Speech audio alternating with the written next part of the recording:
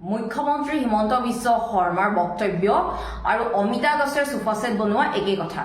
কাৰণ মই এই কাৰণেই ক'লো যেহেতু মুখ্যমন্ত্ৰী হিমন্ত বিশ্ব শৰ্মা ডাঙৰীয়া আজি কৈছে যে তেখেতৰ হাতত পইচা নাই, তেখেতৰ হাতত সম্পত্তি নাই, তেখেতে দৰমহা পইচাৰে যেনে তেনে চলিছে আৰু তেখেতৰ পৰিবাৰে কাম কৰি খায়, চুৰ কৰি নাখায়। ঠিকে আছে, খুব ভাল কথা। কাম কৰি খায়, চুৰ কৰি নাখায়, কৰ্ম কৰি খোৱাটো কোনো লাজৰ কথা নহয়। এতিয়া কথা হৈছে যে যিদৰে মামৰে লোহাৰ বিনষ্ট কৰে ঠিক তেনেদৰে মুখ্যমন্ত্ৰী হিমন্ত বিশ্ব শৰ্মা ডাঙৰে এনেধৰণৰ টুলুঙা বক্তব্যবিলাকে সমাজখন অসমখন এক প্ৰকাৰ বিনষ্ট কৰি পেলাইছে। মুখ্যমন্ত্ৰী হিমন্ত বিশ্ব শৰ্মা ডাঙৰীয়াই কৈছে যে তেখেতৰ হাতত টকা পইচা নাই, তেখেত দুখীয়া হয়। তেনেহলে তেখেতে 2021 চনৰ বিধানসভা নিৰ্বাচনৰ সময়ত নিৰ্বাচন আয়োগক শপতনামা দাখিল কৰা অনুসৰি তেখেতৰ মুঠ সম্পত্তিৰ পৰিমাণ আছিল 17,27,65,162 টকা। তেনেহলে ইমান এজন সম্পত্তি নোহোৱা দুখীয়া একেবাৰে অৱস্থা বেয়া এজন মুখ্যমন্ত্ৰীৰ হাতত ইমান কোটি টকা কেনেকৈ সম্ভৱ? লগতে তেখেত আমাৰ মুখ্যমন্ত্ৰী হিমন্ত বিশ্ব শৰ্মা ডাঙৰীয়া ভাৰতবৰ্ষৰ ধনী মানুহৰ তালিকাত মুখ্যমন্ত্ৰীৰ তালিকাত 9 নম্বৰ স্থানত আছিলে। এয়া কেনেকৈ সম্ভৱ? কেৱল এটা দৰমহাৰে জানো সম্ভৱ হয়? এতিয়া তেখেতে কৈছে যে তেখেতৰ কোনো সম্পত্তি নাই। পোনপ্ৰথমে তেওঁৰ সম্পত্তিৰ তালিকাখন দিয়াৰ আগতে মই তেখেতক এটা উপদেশ দিব বিচাৰিছো। তেখেতে এই ব্ৰেনলিয়া এই ঔষধটো যাতে সেৱন কৰে। এই ঔষধটো স্মৃতি শক্তিৰ কাৰণে খুবেই ভাল। এইটো ব্ৰাহ্মী শাকেৰে বনোৱা হয়। এই ব্ৰেনলিয়াটো খাবলৈ পোনপ্ৰথমে তেওঁক অনুৰোধ জনালো। এতিয়া তেওঁৰ যিহেতু সম্পত্তি নাই বুলি কৈছে, আহকচোন তেওঁৰ সম্পত্তিনো কি কি আছে চাওঁ।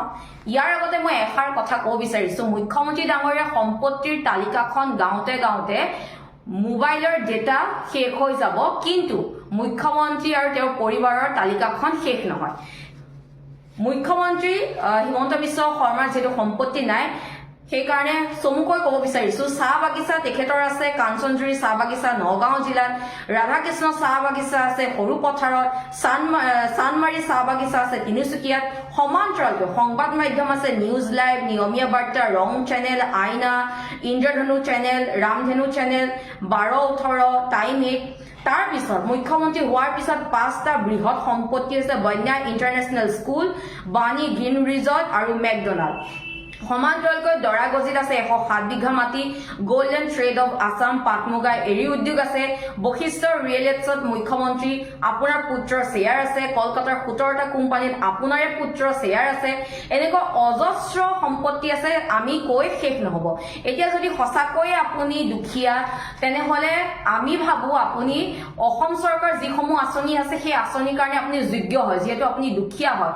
লগতে ৰাইজক যিসমূহ মিঠাতেল দিম বুলি কৈছিলে সেই মিঠাতেল আপুনিয়ে ৰাখি থওক, যিহেতু আপোনাৰ অৱস্থা ইমানেই বেয়া। আৰু লগতে ৰাইজক যেনেকৈ 5 কেজি চাউল দিয়ে সেই 5 কেজি চাউল আপুনিয়ে ৰাখক। আপুনি 5 কেজি চাউল আপোনাৰ পৰিয়ালৰ সদস্য আছে 4টা। সেই 5 × 4 যদি কৰো আমি কিমান হ'ব? 20। অৰ্থাৎ 20 কেজি চাউল আপোনাকে দিছো। আৰু আপুনি লগতে কি কৈছিলে যে আপুনি ইমানেই দুখীয়া, আপোনাতকৈ চাইৱালাহে ধনী বোলে। চাইৱালা যদি ইমানেই ধনী সঁচাকে, তেন্তে আপোনাৰ মুখেৰে প্ৰতিপন্ন হল যে চাইৱালা ধনী। এতিয়া চাইৱালা কাৰ কথা কৈছে আমি নাজানো। 15 লাখ টকা চুট পিন্ধা চাইৱালাও আছে, 5 লাখ টকীয়া পেন লোৱা চাইৱালাও আছে, আপোনাৰ 6 লাখ টকা সানগ্লাছ পিন্ধা চাইৱালাও আছে। কোনটো চাইৱালাৰ কথা কৈছে, কোনজনৰ কথা কৈছে আমি গম নাপাওঁ। আৰু যিহেতু আপুনি ইমানেই দুখীয়া, আমি ভগৱানৰ ওচৰত অনুৰোধ জনাম আপোনাৰ নিচিনা এনেকুৱা ধৰণৰ দুখীয়া সকলোকে যাতে বনায়। আপুনি এতিয়া এইবিলাক ইস্যু ডাইভাৰ্ট কৰিব নালাগে। আপুনি যিহেতু আই মাতৃকো সন্মান কৰে নহয় জানো?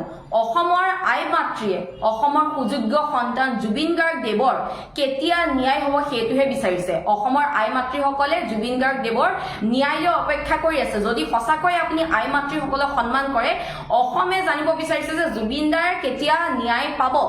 যিহেতু আপুনিও জুবিন প্ৰেমীও হয়, আপুনি নিজে কৈছিলে। আৰু আপুনি ইস্যু ডাইভাৰ্ট কৰিবলৈ এতিয়া কি কৰিছে যে গৌৰৱ গগৈৰ সন্তানে কি তেল খায়। শুনক, অসমৰ ৰাইজে গৌৰৱ গগৈৰ সন্তানে কি তেল খায় সেয়া জানিব বিচৰা নাই। অসমৰ ৰাইজে জানিব বিচাৰিছে জুবিন গাৰ্গ দেৱক ন্যায় কেতিয়া দিব এইখন চৰকাৰে। আৰু আপুনি মুখ্যমন্ত্ৰী নে গেলামালৰ দোকানী হয়, প্ৰথমে এইটো ক্লিয়াৰ কৰক। আপুনি মিঠাতেল, চাউল, দালি, নিমখ অনবৰতে এইবিলাকৰ কথাই আপুনি কৈ থাকে।